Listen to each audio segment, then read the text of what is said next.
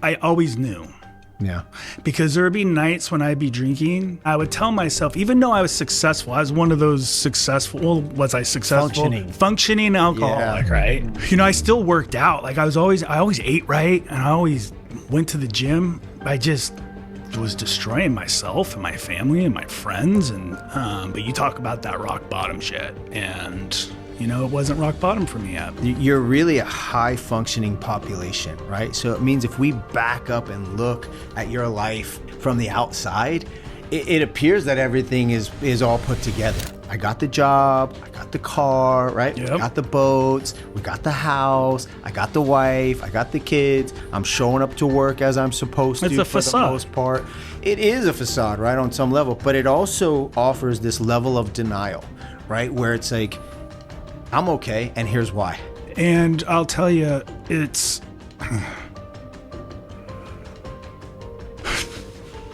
I just knew I was always better than that. And I knew even before law enforcement that there was something bigger for me.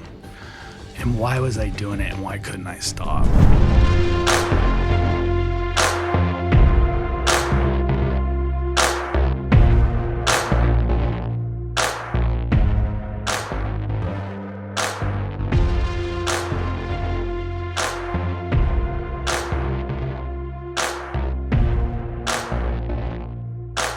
Welcome, everybody, to today's podcast. I'm Chris Logan, the Director of Clinical Operations at First Responder Wellness.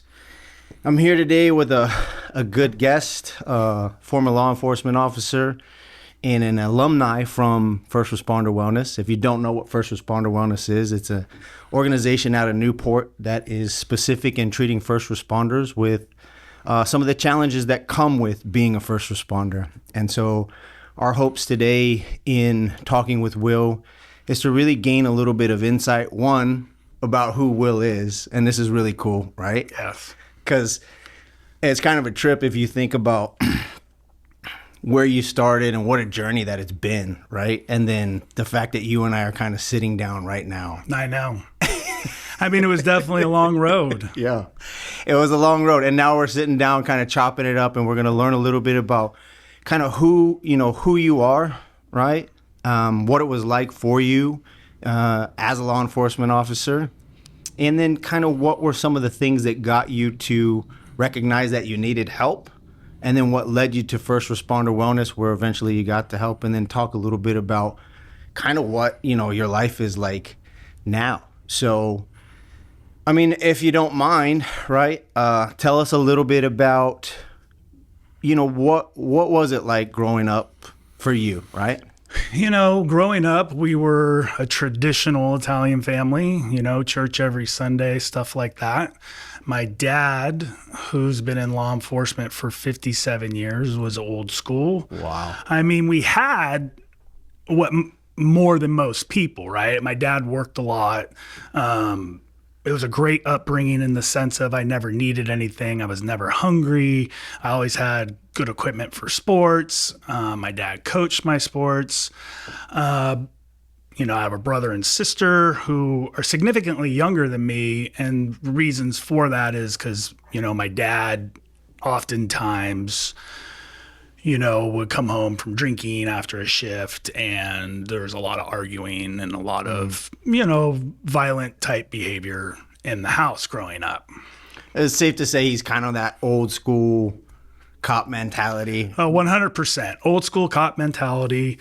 The job comes first. And now whether he thinks that or not, I don't know. I can't attest to that. But, it came across as the job came first, and then the good old boys after the fact came first. Okay. So there was some stuff happening for you, right? And so you get kind of in and through high school and all of that stuff, even with your dad being kind of that old school tough-nosed cop, right? And having some challenges at home. At what point for you did you decide I want to get into law enforcement? What was that for you? Honestly, I didn't want to get into law enforcement. Interesting. And my dad, because honestly, some of the behavior growing up, I went to grammar school for a year in San Diego because my parents split up for a year. I just remember being at my high school game. I was a pretty good athlete. And, my dad getting in arguments with the umpire and making scenes and stuff like that. So I didn't want that. I didn't want anything to do with being in law enforcement. And I got through high school, was able to play college baseball. And when I went to college, my study was psychology. Okay. And I was still then thinking about maybe, something in this arena, the therapist route or something like that. Okay. And so then at what point did you decide, hey, you know what?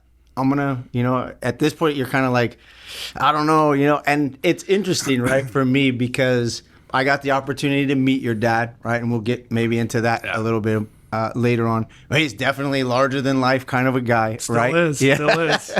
A character for sure. And so kind of growing up with that, right? And again, having some of those things that you really weren't attracted to as far as like behavior and some of the stuff that was happening. Although it sounds like there were a lot of things that were going really well, right? A lot of things were provided and those sorts of things. But there was definitely some challenges, right? And in your mind kind of thinking, I don't want to go down this route. At what point did that switch? Well, for me, and, it still hits me in the heart to this day. And when Polly Klaas was kidnapped out of Petaluma, and that's close to where I grew up. Okay. And where I went to college at Humboldt State, which is now Cal Poly, her body was dumped along the 101 right there off the side of the freeway. So when I would drive up and back from school, I would see the memorial. I really was close to that case. And it just touched me in a way to where I felt that my abilities, both physically and scholastically and mentally, I never wanted that to happen to another parent again, ever. And I figured I'd take my talents, per se, into the realm of law enforcement. And for my whole entire career, I had a pin, those old school pins with Polly's picture on it that says, "Bring Polly home." And she was in my bulletproof vest for my whole career. Wow. So even before getting into law enforcement, this pull to service and justice just kind of through this case, right? That you weren't a law enforcement officer, you weren't a cop at that point, right? It was just something that happened in your city, and it kind of pulled you in towards that, like, hey, you know what? I'm seeing that there's a call for service here, and I think I have the ability to be able to do that. Yeah, my goal was to impact and make difference in people's lives, just like as we're doing here, like you do here at FRW. Yeah. So it's interesting, right? Because if we think about that, even before getting into it, right, there's this kind of call for service, right? Like you see this injustice, and there's a piece of you that says, hey, I want to be a part of like a solution moving forward and help and try to help so that no other parent has to go through this, and that is and it's interesting because I know you, and that's a piece of kind of who you are, right? So I think innately you are kind of that protector. You're that person who just really wants to stand in for the underdog or the little guy, right? And so from making that kind of conscious decision, where did you go from there? So I ended up taking some sort of criminal justice class in college and at the JC up there, because they didn't offer anything like that at Humboldt State. So I was going to both schools and ended up graduating from both schools.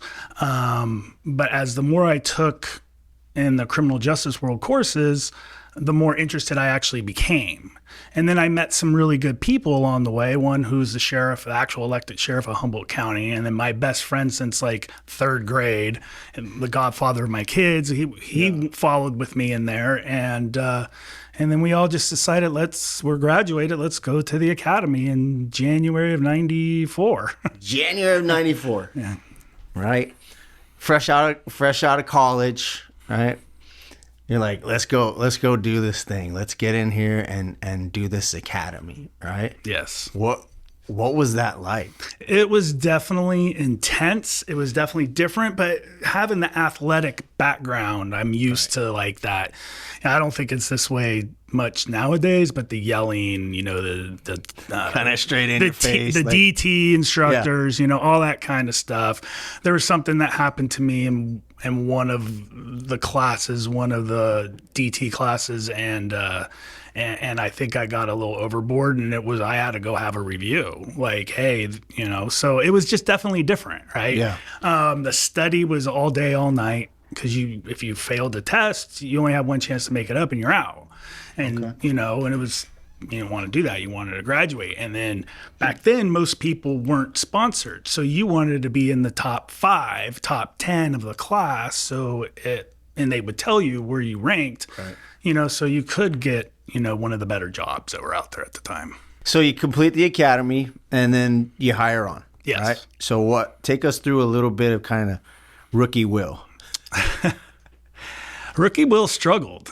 I got a job right away in an agency in the South Bay area, San Francisco Bay Area. And, I struggled. I had a hard time. You go from college writing to you have to write for a jury of 12 that, have to understand what you're saying. And so I struggled a little bit with the writing, but it came around. I struggled a little bit with authority, the paramilitary concept that police is. Some of that was my arrogance from being very good at sports and getting good grades and playing college ball. And so I struggled a little bit with that, even growing up in a law enforcement family. But I made it through, and then once I made it through, the job started to roll for me. Okay. So a couple years in, you feel like you're grasping the concept of writing reports and doing what you need. Like you're learning that language, right? You're learning how to write reports. Right. You're kind of learning how to take a little bit of direction. How old are you at this point? I am, like 23. So 23. 22. So, I mean, what 23-year-old doesn't have problems taking direction, right? Like, and then kind of coming up the way that you came up, it would make sense that you struggled at that point, but you seem to work through that stuff, right? Yes. So can you remember back maybe say 5-6 years in, where were you at there? 5-6 years in, I always felt like there's two types of cops. There's the traffic cop, and then there's the cops that hunted and took people to jail. And that was me. Yeah. And that first agency was, I owed them a lot because they're very good at preparing you, like with the reports and all the assignments they would give you as an officer, were supervisor assignments at other agencies. And they're very well knowledgeable in drugs and influence. So I became a drug certified expert very quickly in my career. And so that's all I did. I mean, I just loved going after people that were high and, breaking in the laundromats in the middle of the night, and, and stuff like that. And then I wanted to join the SWAT team. So I joined the SWAT team. There's a physical test you have to pass, there's an oral board, and then you have to go through the FBI SWAT school, and a lot of stuff like that. A lot of assignments, pop teams, all the things like that. So it's exciting, right? It's all of these things. But you're making a difference, right? Because the way I look at it is what people don't understand is most crimes, domestic violence, robberies, burglaries, people doing check fraud, it's all influence related. Because they're either doing it because they need the money to get dope, or they're under the influence and they're being violent. So I would say that most crimes have some drug influence, for me, my experience, attachment to it. So I felt if I got people off the street who were under the influence or got their drugs and got them back then, if you had a little baggie of meth, it was a felony. Yeah. So you went to jail. Yeah. So I felt like I was doing a good job by reducing crime, by reducing those people out there breaking into houses, cars, or beating their spouse or whatever it might be. Which was the mission that you started with, right? To make a difference. Make a difference. Right. So you're out there, you're making a difference. You're chasing some excitement, but overall that the reality is that you feel like you're making a difference, right? Exactly. So you're 5-6 years in, and were there any problems at 5 or 6 years in? Do you feel like you had a good grasp of life in and outside of work? And I mean, I noticed the drinking was upticking, because if you weren't getting off at 6:30 in the morning, because we were 6 to 6:30, and going to coaches with the sergeants and then you weren't part of the trust team type thing. So now you're getting off at 6:30 in the morning, and you're drinking till 1, 2 o'clock, and have to be back at 6 p.m.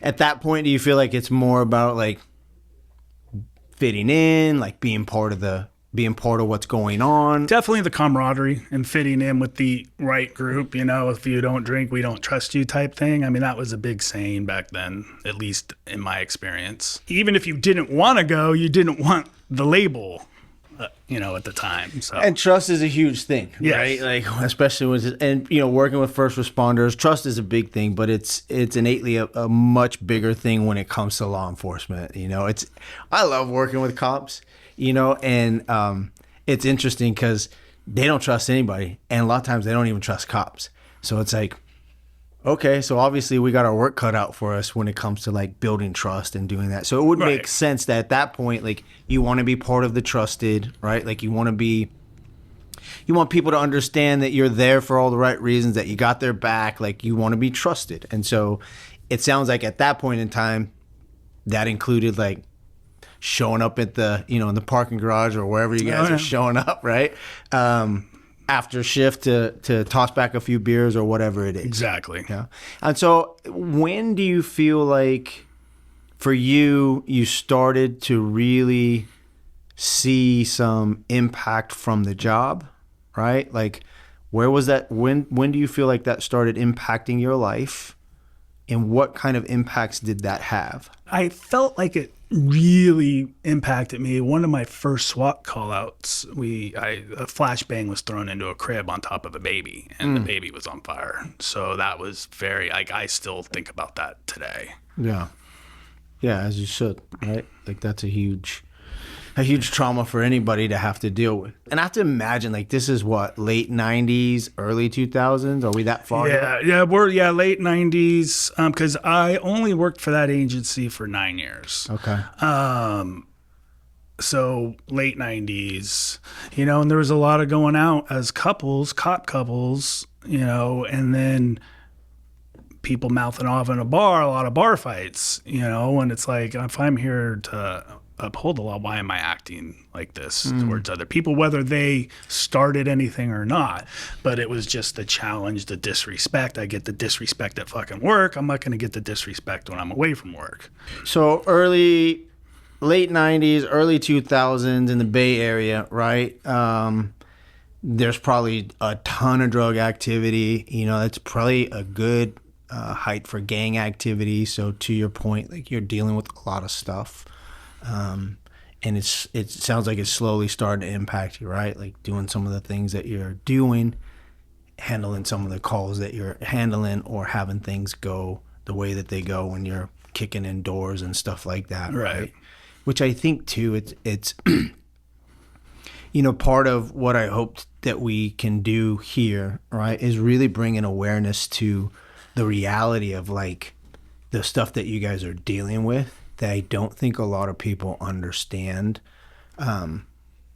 One, the expectation and how much we expect of you guys, right? And two, just the sheer volume in which you have to like manage things. Like, granted, like we just kind of brushed over like a huge thing for you, right? And that's kind of intentional on my part. No, I understand that. I don't want to get into I don't think it's appropriate for us to get into that, but it's still clear to me that impacts you on a lot of levels, right? And I don't know that people understand, like, regardless of if you're able to work through those things or not, which I know that you've been able to come out on the other side of this, and we'll get to that in a minute. Those things stick with these guys constantly, right? Like that is a scar that you get to wear forever. And I don't know that many people understand that. Like people, that are in the first responder world understand that, but the general public just does not understand the sheer volume that you guys have to deal with things and the impact that it has, right? I think oftentimes you guys are just looked at as like, you run out there, you catch the bad guys, you put them in jail, you love donuts. Not me. To that, which I say, like, who doesn't love donuts? I don't know why we got to blame that on the cops, but and I don't think people really understand, like, you gave us that instance of what happened, and it's like, now you got to live with that, right?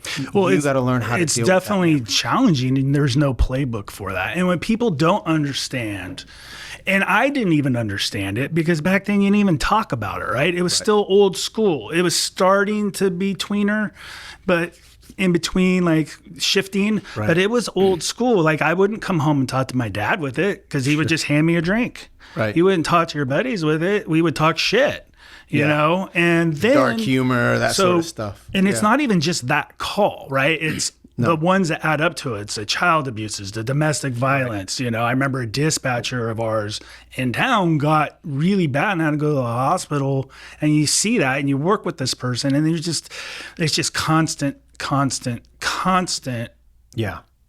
craziness every single day. And then on top of that, you add into that management that doesn't know how to deal with it. Right. And so the internal stuff, the internal trauma sometimes outweighs the external. Yeah, and I get that a lot with men and women that come here. I tell people like I got two kinds of trauma, right? Like I got the stuff that happens with them out on the streets and on the calls, right? And then I got this internal trauma that happens with department betrayal and all of these other things that come with like poorly managed departments. And I'm not going to say any one department is better than the other because I don't really have a horse in that race, but to your point, like you experience some of that stuff, right? And so you have both of those things. You have that, the difficulties, right? And I think if anything, what we look at is, let's just look at this as, right, you have the stress from the calls, the stress from the streets, the stress from, to your point, like everything that's happening, right? Then you just have like normal life stress, relationship stress and kids stress, right? And trying to, come off a shift and now be a dad or be a husband, right? And then you have the stress from the department and the management, right? So what are we dealing with all the way around? Stress on stress on stress on stress. Which isn't a cop-out, but, it adds up. It's not necessarily a cop-out, right? But at the same time, I think we have to do a better job at understanding and then being able to be proactive for those things, right? Like, one of the things that I think that we do really well here is that we really help people learn how to manage their life outside of work. And then once we can start to manage our lives outside of work, right, that eliminates a lot of stress.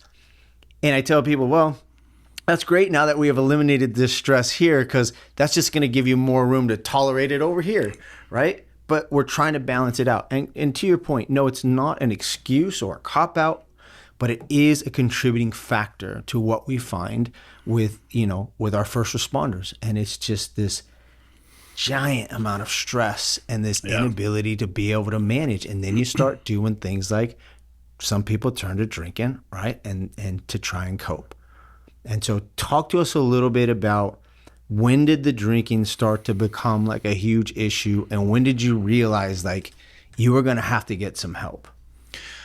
I mean, when I look back now, right away, right? Yeah. Because I know. But back then, I didn't think it was an issue. I drank with my wife. We went out. We would have these arguments. Even then, the other couples would be arguing, and nobody would be like, "Oh, is it alcohol that causes like some of this shit?" And so it made it, complex. I would say when I noticed it was a problem for me is when I moved on. Well, there's a reason why I had to leave the first agency, but when I moved on to the second agency, one of my cops, I was a supervisor now, was shot right next to me. And within a foot or two, and it was like the Matrix. You see the bullets coming at you. It hit the grills of my car. He got shot, and I still had 2 citizens shot at the bank, and we hadn't even gotten there yet. And then I have a dead suspect in the middle of a busy intersection. So that for me, in fact, not to get ahead of myself, but I avoided that area for a long time. Oh, sure. So, but I would say after that, I started noticing that my behavior, my anger, I didn't know what I was angry at, who I was angry at, but if you got my way, I was going to bulldoze you, whether it was a personal relationship or a work relationship. Except when I was working with my people. I was very, very good to my people. But if you weren't on my team, then yeah, you're not part of that protected team. Yeah. So you moved on from the other department for reasons unknown at this point, right? And we don't have to get into that. We can if you want. No, it's up to you. I told you, like, it's bad. I was in and this probably would give away some things, but I was in a band and we traveled with my dad who had a program and we were singing all over the place, all over the state and Disneyland and Universal Studios in front of a lot of people. And we thought we were the shit. And so I don't want to cut you off, but this is interesting, right? So that everybody kind of out there knows, right? So you're in this band. What is this band exactly? Well, it was a band full of all law enforcement officers, and we wrote and sang songs of traffic safety or like don't do drugs. And ours was a little more punk rockish music, where my dad did Elvis. And we went down to a county for a county fair, and we walked into a biker bar, and a really bad brawl opened up with some Hells Angels, like really bad. And I felt like I probably wouldn't promote anymore here. So I was talking to the chief at my second agency, and he's like, I love you. I will promote you right away. And that's what happened. Okay. But bad behavior right. created me to have to leave an organization. So, my bad behavior. Yeah. So you get into this band, right? And you guys are out there like it's this like preventative band, right? Like you're singing songs about don't do drugs. Give me like a, I don't know, like a one-liner from one of the songs. Nothing but trouble driving on crank.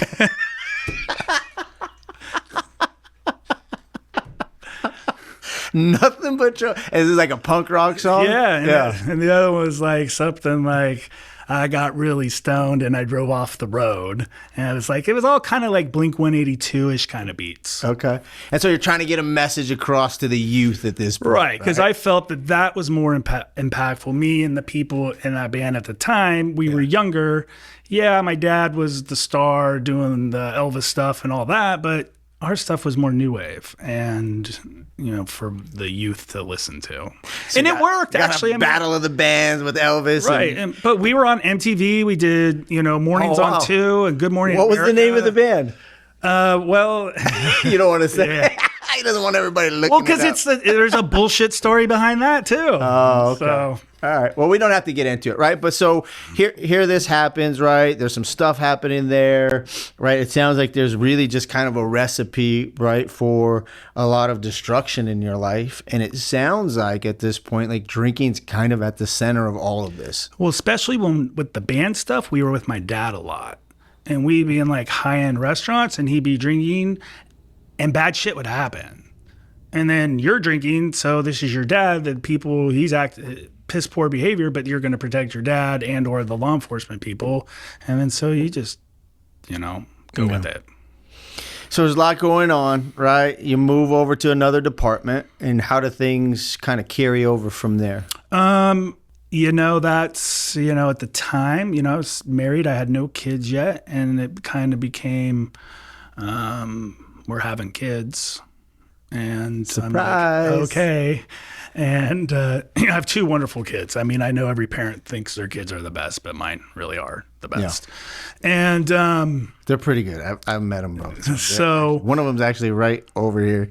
She probably, I don't know, Billy's like, you shouldn't be telling people, but she is here. So that's kind of cool. Yeah. So I moved to this agency and, things are going great. I promote, like the chief told me right away, which didn't go over well with people that have been there for quite some time.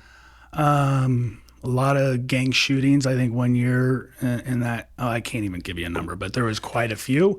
I felt this is where my first agency prepared me really well because I felt the handling of some of those scenes could have been better, and I would show up and kind of manage them a little bit better. We had a couple school shootings, AR-15 brought on to the high school, my cop gets shot, just a lot of stuff. I was involved in a couple shootings, just a lot of stuff, man. And then you start adding the kids to the mix, and then it's, why aren't you home? Right. What are you up to? Well, if you're going to accuse me of what am I up to, let's go to the bars. Yeah, and I think that's another thing too, right? Like a lot of people don't understand the sacrifices that our first responders make, the impact that the hours and the trauma and all the stuff that comes with the job really have on the family unit, and I don't know that people understand that, right? And it's really unfortunate. The divorce rate is really high with this population, and I think our hopes too are to really kind of get underneath some of that and preventative stuff and helping families understand kind of what they're signing on for when they get there. Well, the thing is, for me, is like we know what we're signing up for, but we hope that we're the one that can make to be the agent of change and stop that gap in that, and then Right. Be a leader and have other cops or firemen follow foot, and you just get wrapped up in it, and then you deal with people on the street that are like disrespectful, and they have no idea what our life is like. They have no idea the struggles, the dreams, the arguments at home. I end up getting divorced, and they have no idea the impact. And so when they say certain things, it's like, that's not fair. I'm here actually signing up to help you, and in turn, this job's destroyed my life in a way. So. Yeah, and I think to that point, right, like again, most people don't understand, right? At the end of the day, right, you're human beings first and foremost, and you're professionals, and I think that's the bigger piece, is that there's so much expectation on you guys as professionals that there's really no room for grace in any of this, right? You're not allowed to have a bad day. No. You're showing up to somebody's bad day, but your bad day better not influence whatever interactions that you're going to have with this person, right? One of the things when I'm off duty, you'll get somebody saying, "Oh, this cop stopped me and I thought he was rude and he gave me a ticket for this." And I'd be like, "How do you know he just didn't come from a child death case?" Right. How do you know that? Maybe he wasn't at. You just don't know. No. And, the reality is the majority of people aren't going to stop to even consider that, No. right? Like, this is just a crappy deal and I'm getting a ticket out of it, and, whatever. Very little responsibility on the part of most people. And I'm guilty of that. You know what I mean? It's like, nobody likes to get a ticket, but I don't even want it. So, right. So I think we get it on some level, but to your point, it's like, I think we as a society could definitely do a better job at like, hey man, I don't know what this guy's getting off of. And maybe just this interaction with him could be a little bit less of a, right, smart mouth or whatever it is. Maybe just a yes sir, no sir kind of a thing. And Right. We'll go from there. But so back to this, right? It's like there's all of this stuff that's going on, right? You're obviously involved in, some heavy stuff with your police work. You got this. Are you still in the band at this point when you No. leave? So you're out of the band now. Once I left the first agency, The band is over. my chief, Okay. the new chief, was like, "No So more." you broke up the band. Yes. Well, yes. And so you move on through that, right? Now how long are you on here? 10, 11, 12 years? Oh, I mean, I was there for like the total time I was at the second place. So by the time you switch over, you're in for how long? I was 9 years, and I switch over, and I promote in 2003. So 10 years in, I promote, Okay. and now I'm in charge of a lot of things. And how long were you a supervisor? The rest of my career. Which was? Well, I did 30 plus. So, Okay. 30 or 20 years as some in a supervisor capacity at one level or another. 20 years as supervisor. It's towards the end of your career when you realize that you got to do something different, yeah? Chris, I always knew, Yeah. because there would be nights when I'd be drinking, even before my divorce, where I knew. Yeah. And I would tell myself, even though I was successful, I was one of those successful, well, was I successful? Functioning alcoholic, Yeah. right? Yeah. But I didn't know any different, and that's not an excuse, but I still worked out. Like I always ate right, and I always went to the gym. I just was destroying myself and my family and my friends, and and I was being a bad example, as because go off duty and now you're a supervisor with other supervisors and subordinates, showing piss poor behavior. Yep. But I always knew. I think I knew before I switched agencies. But you talk about that rock bottom shit, and it wasn't rock bottom for me yet. Yeah. And this is one of the more difficult pieces in helping first responders, right? And I know that I've talked to you about this in groups and stuff like that, right? Is that you're really a high functioning population, right? So it means if we back up and look at your life from the outside, it appears that everything is all put together, right? It appears that, I'm going to work every day. I got the job, I got the car, right? Yep. We got the boats, we got the house, I got the wife, I got the kids. From the outside looking in, everything is functioning as it should, right? We put on a great show when we go out, right? Unless there's other people involved and whatever, but to most people, this is normal, right? This is your normal thing. And to your point, I'm taking care of myself. I'm still keeping myself in shape so I can do my job. I'm showing up to work as I'm supposed to. It's a for facade. the most part. It is a facade, right, on some level. But it also offers this level of denial, right, where it's like, I'm okay, and here's why. Back it up and look. I'm showing up to work. I'm paying the bills. I've got the pension. I've got all these things. So it can't be as bad as people, might make it out to believe. And I'll tell you, it's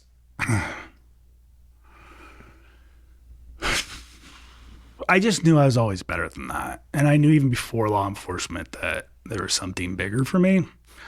And why was I doing it and why couldn't I stop? Over the years, there was a lot of anger and I didn't know where it was coming from. And then so a lot of my supervisors reminded me of my dad too, because they were older, because it was still the old school. And it's like, my dad would act like an ass, you're being an ass. And yeah, maybe I was being pompous and arrogant and all that, but you know what? I never got into, like I said, the paramilitary stuff. So it was like, fuck you, right? And so I would drink and it would be even more so. And I would get in bar fights because I'm the shit. I'm solving, I'll kill you type stuff, right? And it's like, I'm solving cases. I'm involved in shootings. Like I'm like bulletproof in a sense. And then I got a DUI. And you thought that would have been the rock bottom, right? Yeah. And then you have to call your dad to pick you up. And then when you're in jail and you get into a fight in jail and the people at the jail who now have to extend you because that's their policy because you're still not learning. And your mom's in another, visiting girlfriend somewhere else. I don't even know where the kids were, and so I went to jail for like 36 hours. And then you got to call your chief who already knew. And it still wasn't the end. Yeah. And I'm already divorced at this point. Nobody knows except for, you all, you knew. Yeah. But nobody knows except for my dad and my chief and probably a few people. And how hard is that, right? To have to realize that, you're somebody who started this mission to make an impact, to do things differently. You started at this level of wanting, service for others and justice for others. And then to find yourself on some level this huge hypocrite, right? Who says you're not supposed to do these things. And then I come home and I do these things. And now my drinking has progressed to a point where I get a DUI. Yeah. And the worst, it was all terrible. But when I got out, I had to drive a 3-hour drive to my son's baseball tournament for the weekend. And you're showing up and he's in the car with you and like you're thinking about how, what is that? And then you put it in a different space and you try to act normal like nothing happened. And then what do you do when you get there? The dads are there and what do? You drink. Yeah. So your drinking at this point has really progressed to a point where you don't have control over it. Well, my daughter, wasn't talking to me much if I wasn't if I was drinking, she would come around in the sense because maybe she had to. I mean, I knew she loved me, right? And I was good to them. I was never, behavior wise bad towards my kids or would scream and yell at them or anything like that. But she just didn't like it because the whole family was doing it, right? And so, she would avoid phone calls because we're divorced now at this point. And then so when she would be with mom, I would call every night, and a lot of times she wouldn't take that call. So again, right, like your drinking has progressed to a point where, there's probably a lot of shame, right? You're conflicted about what's happening because it's going against your own integrity. I don't like myself. You don't like yourself at this point, right? And it's like you're seeing the separation between you and your kids and that relationship's being damaged, but yet you can't seem to stop. You can't seem to quit. No, and it was like you would do it and it was like that shit goes away. Unfortunately. And instead of just facing it and dealing with it and making yourself better and all the situations better, however they work out or not, right. You just drink because if you're drinking and you So when I was never alone? When I would be at a bar. Yeah. Because everybody's at a bar. Yeah. And I started going to bars alone. I started going in the morning, and at night. Yeah. And Chris, I'd wake up in the middle of the night because I'd have nightmares from so one of the things we haven't talked about, I had nightmares for a long time from a lot of deep calls, shootings, or deaths that I had seen or been a part of. And I mean, some bad scenes, and I feel like I got more than my share in this career.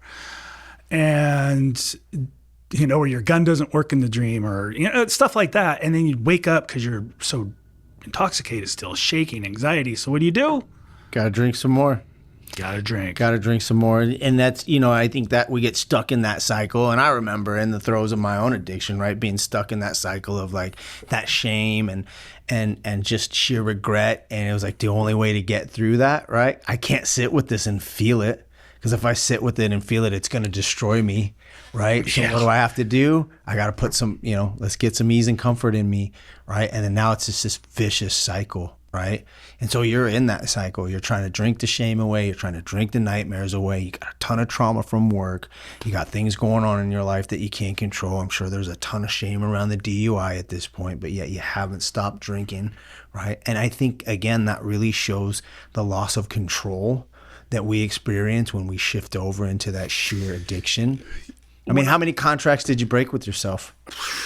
How many times did you tell yourself, not the people around you, right? Because at some point, nobody believes us anymore anyway, right? I'm not going to, whatever, dude. I'm done with you. But how many contracts do you break with yourself? Oh, it became a lot. It's like you don't drink. I wouldn't drink during the week. Then I started drinking during the week, and then don't drink on work days. So then you find yourself signing up for a lot of overtime because it helps you not drink. But then you start drinking on work days, right? And it's just...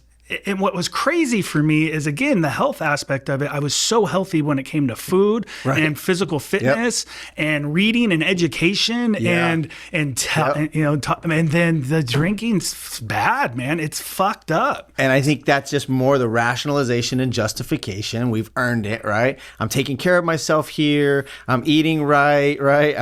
I'm working out. I'm showing up for work. I'm actually putting in overtime. I've deserved this. I've earned this. Exactly. Right? And now you're stuck in this cycle. So then if you get bullshit with somebody outside of work, then I bulldozed people so bad. Yeah. And gaslight it. I was with this girl, and, it's funny because, well, it's not funny, but I knew I was so uncomfortable with myself that I would tell her, and the person right now, we've had this discussion about, like, sometimes I feel like I can't get close enough, like in a cuddle situation, because I still feel alone. But back then I felt so alone. I didn't care who was in the room. I was alone. I was drowning. Drinking or not that day. And I talk a lot about that in groups and stuff and with people. I'm like, when you talk about, having to deal with PTS and you talk about having to deal with trauma, and one of the big symptoms is isolation, and I'll say, well, when you think about isolation, what do you think? Well, oftentimes people say, oh, I think about being in a room alone all by myself with the windows closed and the shades pulled down and it's kind of dark. And I say, yeah, well, but how many times have you been in a room with people and there's zero connection and you still feel alone? Right. And that's what you're talking about at this point. It's like, no matter what I do, I still feel alone. And at this point, it sounds like even the alcohol has stopped really working. Right? It did stop working. I wasn't getting, anything out of it at all. And, when I look back from when I started, in college, I had my college moments where we had drinks, but I was in baseball, right. I didn't drink. Yeah. Coach would, that wasn't a thing. Yeah. So as the more shit I saw, yeah, and then the more I was allowed to, unfortunately, get away with, yeah, because I was good at what I did, yeah, and then it just, you don't set out to get married and get a divorce. Right. You just don't. And then you feel like that's a failure, yeah. right? I didn't become a chief of police. That's a failure. Yeah. My kids as good as they could have been. That's a failure. And I worry about that every single day, even today. Yeah. So all of this stuff happening, right? Your drinking has obviously progressed to a point where it's impacting every area of your life. What is that precipitating event that made you finally reach out and get some help? I get hurt at work pretty significantly. And I was in a hospital for like 4 or 5 days. And a lot of pain. I knew I couldn't take pills. That was one thing, because in the early days, the first 15 years or so of my career, all the mid-level senior guys were all into like Vicodin, and if you got hurt and you had some, they'd be knocking on your door. Oh, it's crazy. Like they would literally show up to your house if they knew you had some. So I, was drinking and taking that stuff. I was smart enough, I don't know how to cut that out right away. Yeah. So that never became like too bad of a thing. But what I would do is I'd go to the doctor and I'd be like, hey, look, don't give me anything for pain, because I never hoped I would go back that direction. And so I was in the hospital for 4 days, and it was during like COVID. My dad couldn't come, but the girl at the time, who I was not very nice to, she was there every single day. And I get out and I'm like, this sucks. So I start drinking because I'm off work for a little while. And then I decide to drink a lot, and because I have a cane. And it's not fun. And eventually went back to work. But during this moment, I didn't know what direction, because then you're in the workers' comp realm, which is absolutely, you talk about police and fire treated terribly. Workers' comp is the worst. Yeah. They don't care. Difficult process. And so I decide, I knew being in this relationship years prior was a bad idea. I just knew it. You just know. Yeah. But I stuck with it because I didn't want to be alone. And what else out there was it for me, especially as you get a little older? But I just got drunk one night and I blew it up. I felt so, you think back now, but I'm just like, get the fuck out of my house, and got an Uber and got an Uber like an hour and a half home, and she was in tears, and, you ruined somebody's life because they were depending on, were we going to get married and things like that. And, it's just really shitty. I was really shitty. Yeah. And I take full on ownership for all my shitty things, obviously. Yeah. And so now I blow that up. I'm still hurt. And I had a very good relationship with my ex-wife. We were very close. We traveled a lot still together. Sometimes people would be like, oh, are they even divorced? Yeah. And we were. But we always did Christmas Eve together. And, good for her. She's moved on and found a guy. And he, I don't know, it was time that I didn't come over for Christmas Eve anymore, that the kids would be dropped off Christmas Day. That's right. And what the fuck am I going to do? Yeah. I don't want to be with my mom and dad on Christmas Eve. I just blew up that relationship with that girl and her family. I don't want to go to my brother's house with his little kids. Yeah. I don't want to go to my sister's house with their kids. And all I had to do was make a phone call. Yeah. And they would have totally had me. Yeah. But I'm like, here I am. So I decide to work for the first time on a holiday in a long time. And I proceed to be so upset that I can't spend Christmas Eve with my kids. I drink all day. And then I show up to work. There it is. And the next day was Christmas. I knew the chief knew. And I text him a feel you out text, Merry Christmas, I love you. And I got the same response because I knew he loved me. Disappointed, but loved me. And on the 26th of December of 2022 was the 25th was the last time I had a drink of 2022. And the 26th, the chief called me and the discussions were being had to come down here to FRW. Mm. And he was very forward thinking.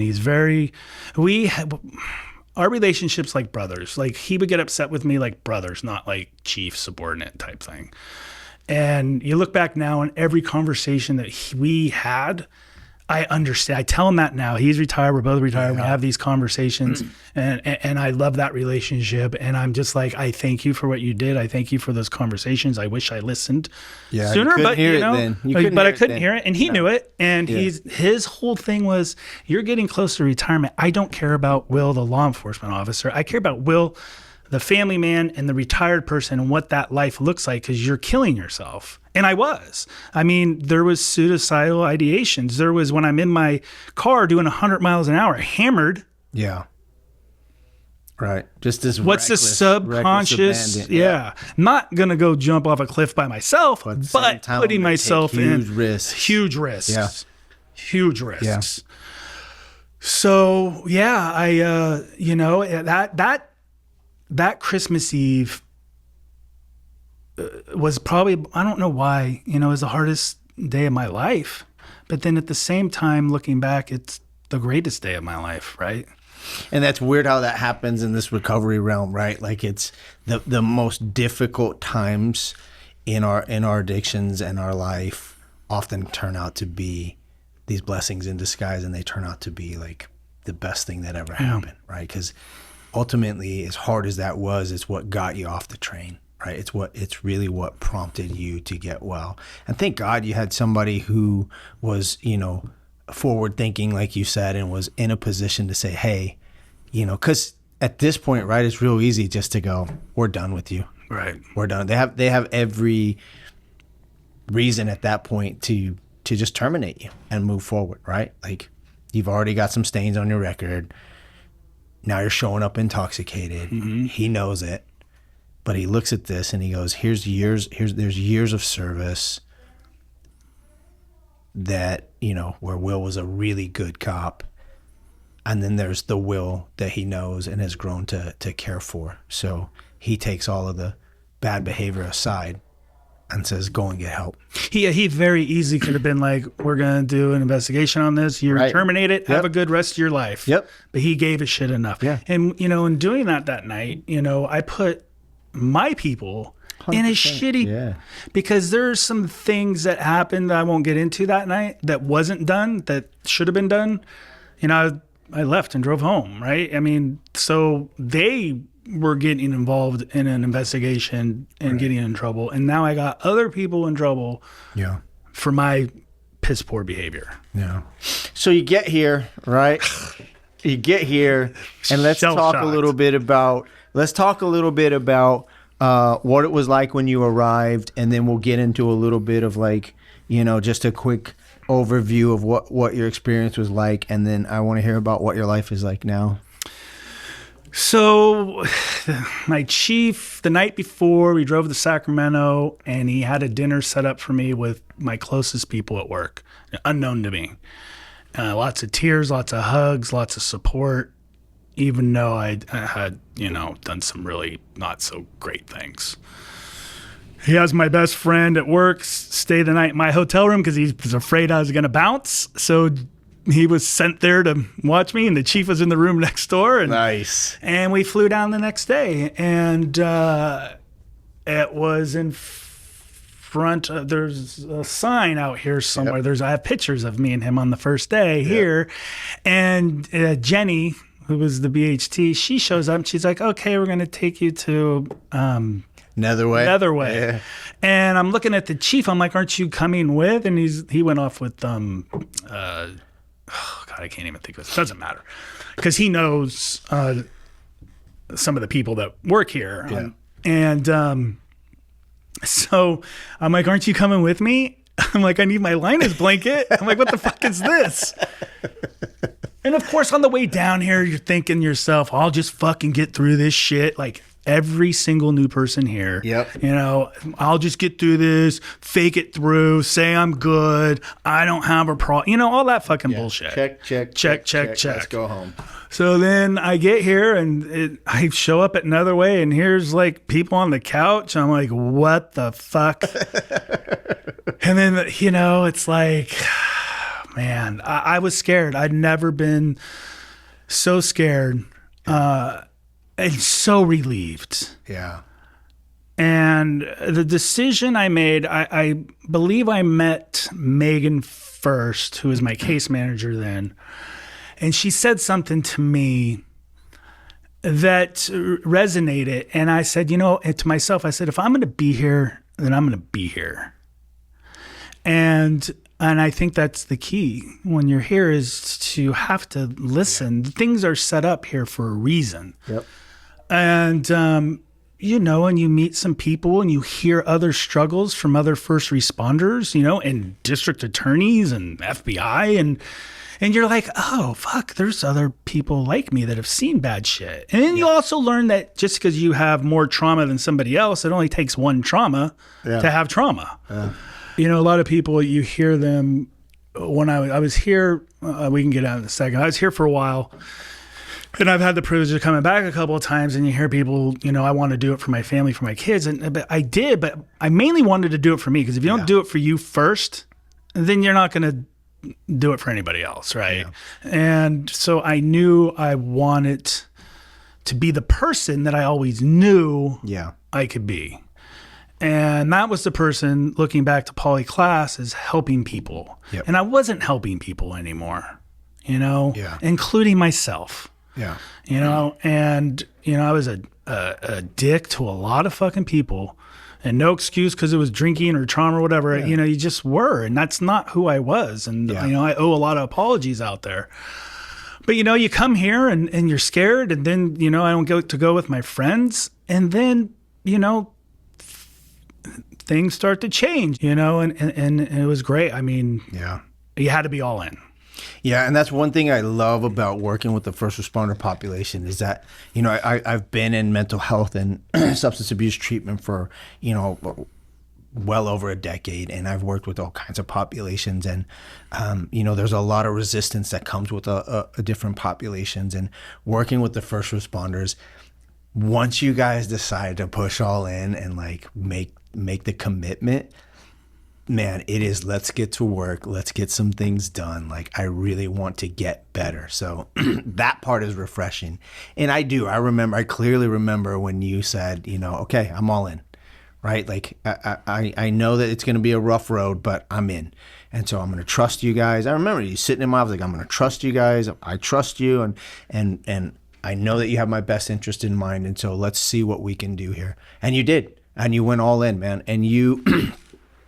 You know, like everybody, you know, there's ups and downs in this process, and that's to be expected. You know, we don't expect anything else from, you know. Well, definitely like 45 days in, I was cocky, and then I got hit with some anxiety and some, I forget what the actual moment was, but I had a week where I was not good, you know, and mentally, and I was like, shit, and I got too cocky too quick. And then, you know, you work your way through it. You start using all those tools that you learn, and you learn new ones. And the point with all the groups and the discussions amongst, you know, or I mean, you all become family here, right? Yeah. So you have your groups, and you have those tough conversations with people and other clients notice things about you and you notice things about them and you point some things out, a lot of healing happens in the houses. And that's what I was going to ask you, and just, give us a little insight into like, what's it like being in that community? I mean, it's one of the things that I love so much about the social model that we use is that we, I don't like to use the word force, but on some level, like we force you guys to be together, right? Because one of the big pieces of like dealing with trauma and what you guys go through is isolation. You just stop engaging in relationships, right? And so when we're able to bring you here and put you in amongst your people, right? And put you guys at those houses, right? So you come here all day and you're vulnerable in groups and you do all these things. And then we send you off to the properties and it's like, okay, you guys are, it's 3:30. We'll see you guys tomorrow at 9, right? And there's a lot of other stuff that's involved in that. But for the most part, like you guys are kind of on your own, right? Talk to us a little bit about what was it like being in with your people? When you first get here, you're like, who are these people? What the, fuck's going on here? But those people had already been here for a day or two or maybe 5. Right. So they kind of know. So they're kind of like the senior people here a little bit over you. So they kind of know what's going on. So you ask a couple questions and then they turn out to be really caring, fucked up like you, but caring. And turns out I meet somebody who lives 15 minutes away from me. And we're super, super close to this day. Yep. Super close. Yeah. And I meet like these old guys that have different stories that are struggling in their 70s. Yeah. The funniest people I've ever met in my life. Don. Yeah. Like Big Don. Yeah. And just the sharing of what their experiences were. And you see, like I'm there, you're a little tentative and they're all laughing and being like, oh, that one thing you told me about. And they have a conversation. So then you start sharing. Yeah. And you start remembering. Yeah. And you start sharing some more. Yeah. And you're like, oh shit, I should go share this with Megan and Kendall. And a lot of conversations and a lot of healing. And not just for me, for everyone happens at those houses. Yeah. And no one's real asshole. You got people who have different personalities or whatever like that. But for the most part, everyone gets along. And then you have something to talk about. Something that triggered my mind, from growing up that I remembered and went immediately into Megan and told her. And we had a discussion on it. And Kendall was advised. And then we had discussions on it. Yeah. And homework, Megan gave me homework. I was always the one that had homework for some reason. But the healing, a lot of the healing took place in the houses. So when you're here, you got to be all in, not only in the programming, but in at home, cook together like we did. Yeah. We shopped together, cooked together, and we took a night, what meal do you want to make tonight? I'm going to make my sauce. Yeah. And everybody would eat it. And then the next night, somebody would make their specialty. And, and it became safe. Yeah. It was very safe. I mean, you're scared at first. Sure. But then you become safe, like the safest you ever feel. And then you don't feel lonely anymore. Yeah. Because you're around a bunch of people that are same problems, different traumas, same problems. Yeah, and that's the magic that happens when we're able to get you guys together and start teaching you how vulnerability works, and when vulnerability is met with empathy. And now, you're being of service to one another, right? Like you mentioned, like you show up and you're like, who are these people, man? Right? And they're like, hey, man, we're glad that you're here, right? Like they move in and they bring you in and like, and you know how I am. I'm like, who the fuck is this motherfucker? Sizing people up. Yeah. And they're like, oh my God. It doesn't matter, right? At this point, they're like, hey, man, we're glad you're here, right? And they're moving in. And pretty soon, though, now you're on the other side, right? The new guys are showing up all wide-eyed and knees knocking. And you're there saying, hey, man, you did such a good thing by taking that first step. Thinking about that, when you become like the senior person here, I mean, there was a couple Wednesdays you would look over at my group and you're like, what are you guys doing? Because we were being idiots, right? Because, and I remember Kendall pulling me into her office and being like, hey, look, you have an ability here. People are drawn to you. And I'm not this isn't a brag. People are drawn to you and you have a gift of making people feel good. Yeah. And so she assigned me on those Wednesdays. Yep. I had to sit next to somebody new every Wednesday for the rest of the time. Yeah. And it was great for me. Yes. And because that one guy, remember Joey? Oh yeah. He had we still talk. That's great. you know, I and love I thought I'd never talk to that guy. I love that. And Yeah. because you learn the person instead of the fakeness when they're scared and nervous at first. Yeah. And it is that, right? And so it's like, again, like having, you know, your clinical team know you and know like, hey, you know, you don't get to just be a knucklehead over here and right. Like you have this thing about you. And this is that thing that I believe drew you to being of service to begin with. And it's like, go be of service to these people here, right?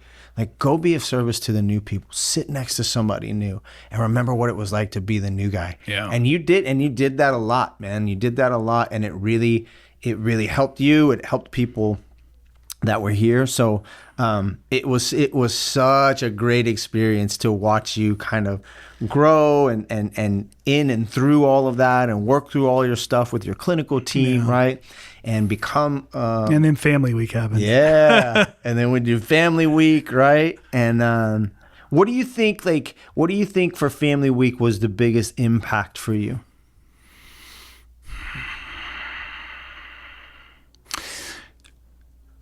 I remember you saying, how many people are coming? Yeah, you got a big family. You know, the support of my sister, my sister-in-law, my son, my mom, my dad. And, you know, seeing my dad interact with you, who's like, I should probably, and still to this day, Chris would have a field day with me. Yeah, he would. And he'd have you crying too. Come on through, Bill. So,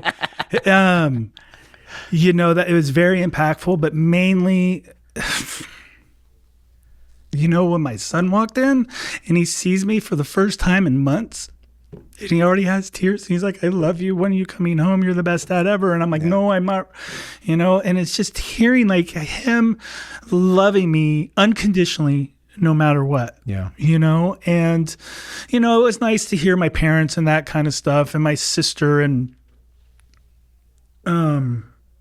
my sister-in-law, but really for me, it's always been about the kids, you know, and unfortunately my daughter couldn't make it, but we were able to get her down for her own little singular one for 3-4 days. And she got to meet with you and Megan and, you know, and the impact again, walking into your office when she had those conversations with her and the tears in her eyes and you're like, tell him, sit up and tell him. And it was rough to hear, but very needed, you know, and I knew I was becoming the person I should always have been. Yeah. And, you know, I don't regret anything in my past because I wouldn't be sitting here with you today. Very true. So I don't regret it because who knows if, you know, I could change something in the past, maybe I'd be dead, right? I wouldn't be here.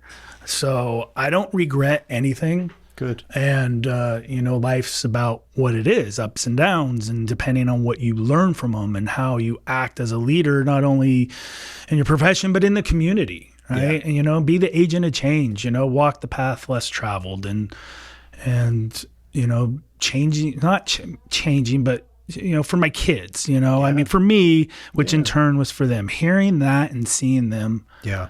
It was the most impactful thing by far out of Family Week. Beautiful. Yeah. And so today, what is that, you know, how has that carried over, right? So the work that you did here, right? You got your little patch, your little coin, you moved on out. And how has that work that you did with us carried over into your relationships today? You know, well, I mean, you know, I didn't want to leave. It's funny, you come here, you don't want to be here. Can't wait to get out. And then for me, I just didn't want to leave. But I just think it would have been all the same programming again, you said, because I was here for so long.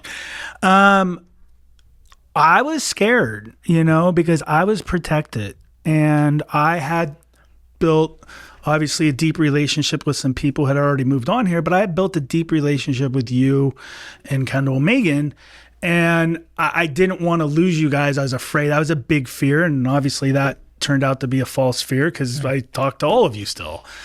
And the first month was fine. It was easy. It was like a little bit of a breather. But then work shit started happening back at work because the chief let me have 2 weeks off, even though I was already off for 4 months here. And then work shit starts coming out. The first call is a death of an 8-year-old. The second call is a suicide, right? And I'm like, I got this. This is fine. Yeah, it's unfortunate, but it's how you frame it and how you look at it. And you're here to impact the people who are really suffering, which is the people that just lost somebody. You're here to look out for your people that you're in charge of and make sure that they're okay. Yeah. Right. And have discussions. And then my daughter decides to move away on me and go to college. And like I said, me and my ex-wife were close, and she decides that she's going to get engaged to move away too, which, we were very close, I felt. And it wasn't more of like, oh, get back together thing. It was just I was like my friend, we had kids together. She was my friend. And then I got cancer. And I just framed that all like I'm good. I got this. And it got to the point, unfortunately, maybe a little too far to where I'm like, I could walk away from anything and anybody except for my kids. And I became so happy with myself. And so I never loved myself before, and not in an arrogant way. I mean, you know what I mean by that. Absolutely. Yeah, I hated what I became. And Yeah. And I was never good enough. Right. Even growing up playing sports, I was good but not good enough for dad. Right. I wasn't going to be a chief. That's not good enough. Yeah. And so I was never good enough. Never strong enough, never good looking enough, never dressed, I love myself. And now you're enough. And now I'm enough. So I'm okay in a room by myself. Yeah. I'm okay in a room full of people, and I don't feel alone anymore. Yeah. I still read. I still journal. Yep. We still talk. Yeah. And I still see my therapist at home. Yeah. And I still reach out to Megan and Kendall. And the one thing I never thought that I learned, well, a lot of things, but the yoga became something I never thought I would do. And now I'm like a hot yoga nut. Yeah. And that helps me. I know if I don't go, what it does to me mentally. Yeah. And then obviously spiritually going to church every Sunday, that now my kids go to church. Nice. I'm seeing a very special lady, as we talked about, my kids enjoy her, and she goes to church. And, and I understand that church might not be for everybody, but it is for me. But if you have to have a connection with something out there. Yeah. And, but yeah, I mean, things aren't easy. Right. It's still life. It's still life. But I'd rather, like I said yesterday, I'd rather have the problem. It's a blessing because I can fix it now. It gives me something to do. If there's no problems, it's boring. It is. Yeah. No, I get it. And I owe that, to you guys. I mean, you guys are tremendous. I thought it was all bullshit. Yep. And that's why when I talk to people, I know who you are in the back going, this guy's probably full of shit. I was that guy. And I just, you guys do such a tremendous job here. And the things that you do have purpose. Art has a purpose. Moving people to different houses has a purpose. Yeah. Making us sit up when we're in a circle, crying, sit up, feel the pain. Yeah. One of the things that stood out is that movie, that video, the boy, the horse, the tiger, and the mole. Oh yeah. Mm-hmm. So I mean, they're all different people. They're lost in the wilderness, right? Trying to get the little boy who ran away home, and they had to work as a team, overcome some things that they weren't. The horse couldn't fly. The mole was too small. The little boy, it's just things like that, and you realize that you can conquer. Yeah. Anything if you really want to, but you have to choose to. Yeah. Yeah. And it's great to hear, right? Like you stay connected with some of the guys and girls that you went through here with. Yes. Right? You still have your own. I work with some of them now. Yeah, that's right. You guys got together and you started a business and you're doing well. You're still engaged in therapy. You're still engaged in self-care, right? Like you took these tools that you learned here and you're actually applying them to your life. And, I'm fortunate enough to get to talk with you every once in a while. And I know that things are going well with the kids and, you've got a lot of stuff going on in your life, right? But you have the tools now to navigate that so much more effectively. And you're sober now, like 2 years, man. More than 30 months. That's crazy. And what people don't, realize is retirement's that's a big heartache for a lot of first responders. Yeah. And just going through this program and having the preparation of you're not that job anymore. Right. Yeah. And I'm okay with it. I really am. Yeah, and that's a huge thing too, and it's why we developed Retire Well, and it's part of the curriculum here, and it's part of what we do to help get people back on track. We got the family program, we got Retire Well, and we're constantly looking at new ways to develop things, and the alumni retreat, which was cool. Yes, so.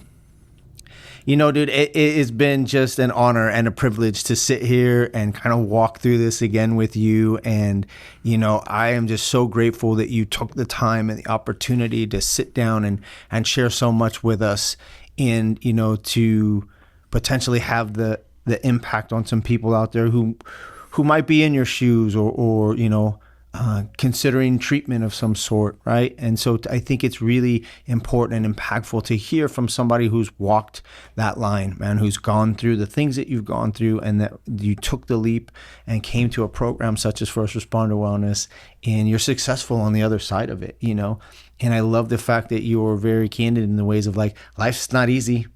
Life is still life. I still have to deal with, the family stuff. I had to deal with retirement. I had to deal with some crappy calls. I know that your mom's been ill, and you're navigating all of that stuff. And the biggest thing is that you haven't had to pick up a drink because of it. No, right? Not even a thought. You haven't had to pick up a drink, so you've managed to stay sober. Your mental health is in check, and you're able to navigate these things so much more effectively, right? Who you are, the man today sitting across from me now is so full of life and hope and aspiration and inspiration, right? As opposed to the shell of a man who came, 2 years ago and was sitting in my office and was mad because he wasn't going to be able to be in a house down by the beach, right? So crazy, right? And there's just so much growth in you. And so, again, it's an honor and a privilege to have you here. I know you all have a hard time taking credit because we put in the work, as you say. Do the work, yeah. But you come up with the ideas, right? And you have the right people, in place to do so many things. And the questionnaires you do before you come here. Yeah. I sit here and think like, my case manager and my therapist were perfect for me. Yeah. They were perfect for me. And coming in and talking to you, like, you put the right people in the right places for people to be successful. Yeah, we try. So as we wrap this up, if there was one thing you could say to anybody out there who might be struggling and in need of help, what would you say? Make a phone call to anybody that has knowledge on how to get you help, and just really listen. And if you choose to come to FRW, trust the process, because you will be better in the end. 100%. Wonderful. I appreciate your time, brother. Oh, anytime, man. I love you. That's great to see you. It's good to see you. All right.